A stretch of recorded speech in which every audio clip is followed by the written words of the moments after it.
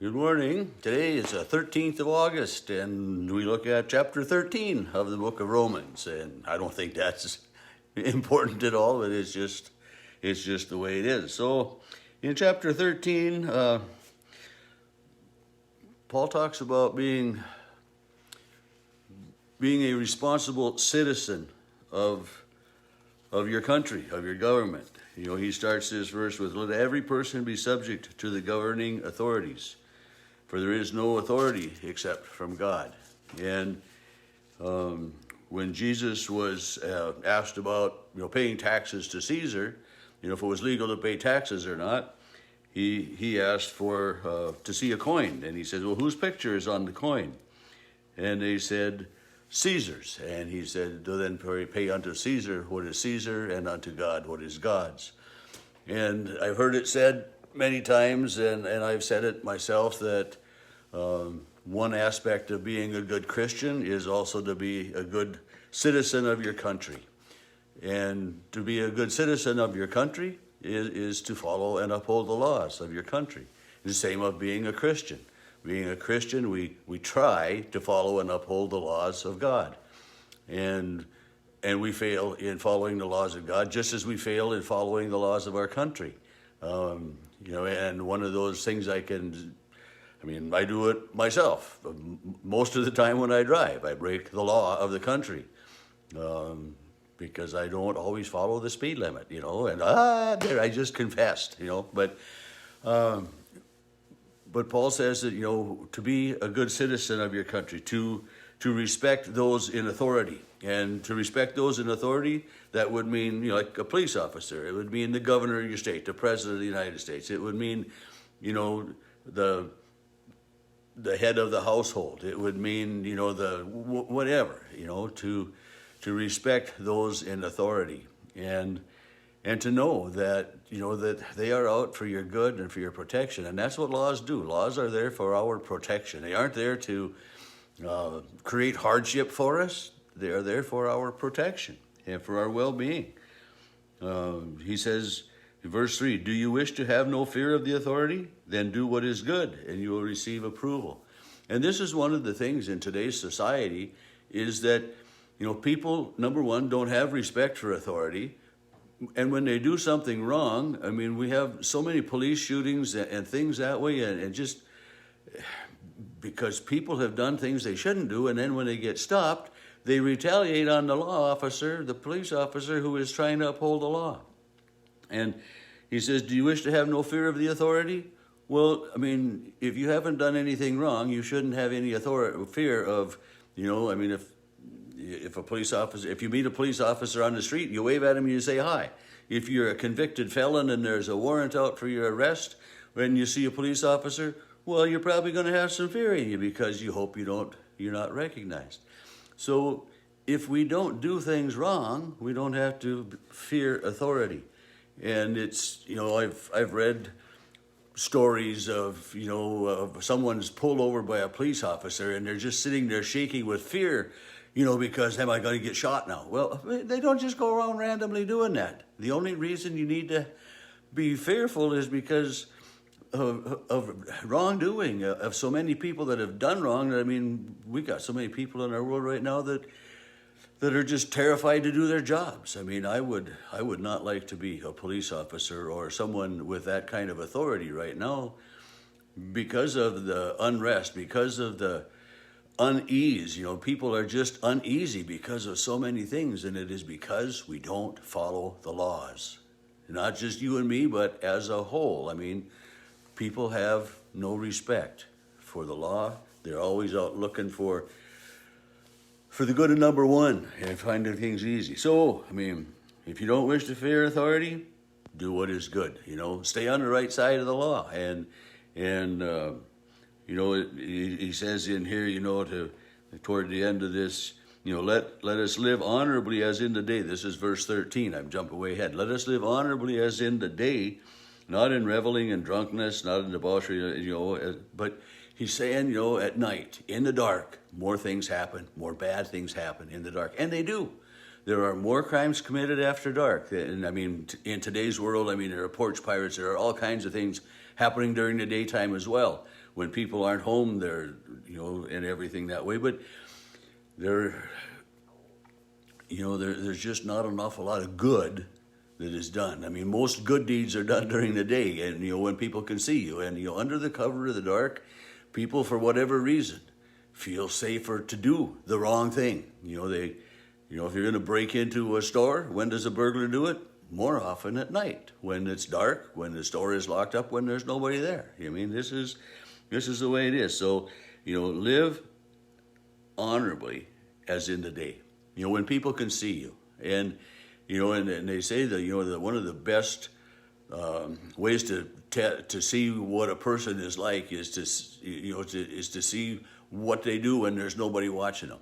And in the daytime, we are visible to other people, and so this is what Paul is saying to us: live as if other people are watching you all the time. Not that you're under the microscope or anything, but I mean, live so that what you do, what you say, how you act, how you interact, is visible, and so that you'd be proud of it, so that you would claim having done that. There's more graffiti done in the dark.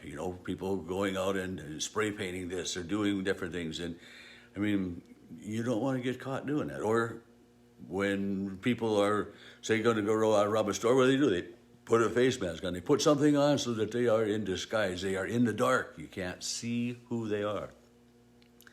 Live honorably as in the day, when everybody can see you, when you're right out there in the open.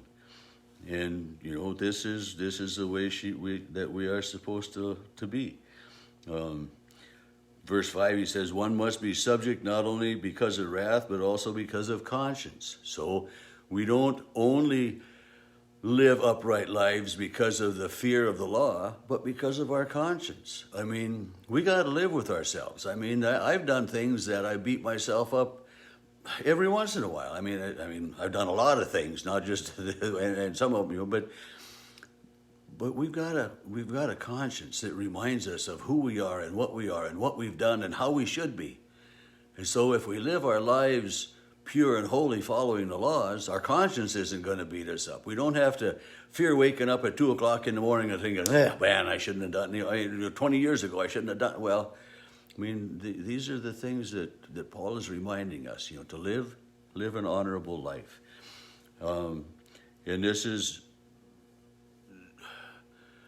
how we interact in society with other people. And then, in verse 6, he says, for the same reason you pay taxes, for the authorities are God's servants. And I think about that. We pledge allegiance to the flag of the United States of America, one nation, under God. Under God. And I know that hasn't always been in the Pledge of Allegiance. But you think about when our country was founded. I mean, people came to the United States primarily for what reason? For freedom of worship as they chose. I mean, that was one of the big reasons that people came to the United States, to the New World, as it was known then, for freedom, for religion.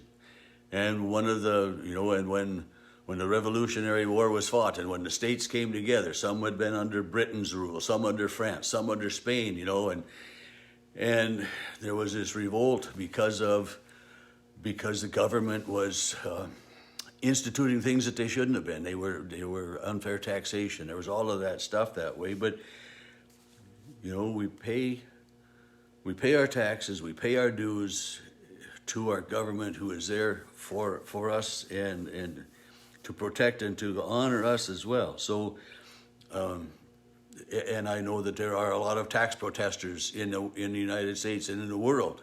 People that resist paying taxes. But I think about when I go to put gas in my pickup at the pump, I'm paying federal tax, I'm paying state tax, and those taxes are there so that I have fairly decent roads to drive on. Granted, I complain about some of the roads as well. Some of them are rough, some of them are bumpy, but they sure beat trying to drive on prairie trails all of the time. So we pay those taxes, and we come to a point where we get overtaxed sometimes. I understand that, but we need to be responsible for supporting this place that we live in. We can't just be a hermit living out on our own.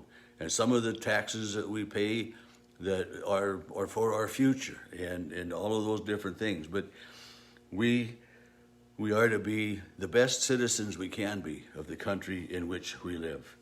Verse 8, Paul says, "Owe no one anything except to love one another. For the one who loves one another has fulfilled the law." And then he goes on and he talks about the 10 commandments. And the first 3 or 4 commandments, depending on how you look at them, talk about us and our relationship with God. Most of us in the Lutheran, Protestant denominations would have the first 3 commandments talking about us and God. You know, I am the Lord your God, you shall have no other gods. Remember the Sabbath day to keep it holy, you know, and you should, you know, to worship. We're talking about between us and God. And the other commandments deal about between you and me, you know, how we treat each other. And so Paul talks about those, the commandments. You shall not commit murder, you shall not commit adultery, you shall not steal, you shall not covet. You know, by following those laws as the best we can, we don't owe anyone anything. I mean, and this is the way we want to do it. And he says that. He says they are all summed up in love your neighbor as yourself. And this is what the rich young ruler said to Jesus. And this is what Jesus said to his disciples. I give you a new commandment. Love one another as I have loved you. Love one another. You know, work together for the good and for the benefit of the world. Why? He says, because love is fulfilling the law. Think about that. Love is fulfilling the law. You know, love is looking out for the best interest of the other person. And I remember going to the movie Love Story many years ago and watching that movie. And I think it was toward the end of the movie that the gentleman said to his father, love means never having to say you're sorry. Oh man, I think that is so wrong. Love means admitting your faults, admitting your mistakes, saying, you know, I did wrong. I need to be forgiven. I'm sorry. And love heals. Love heals that way.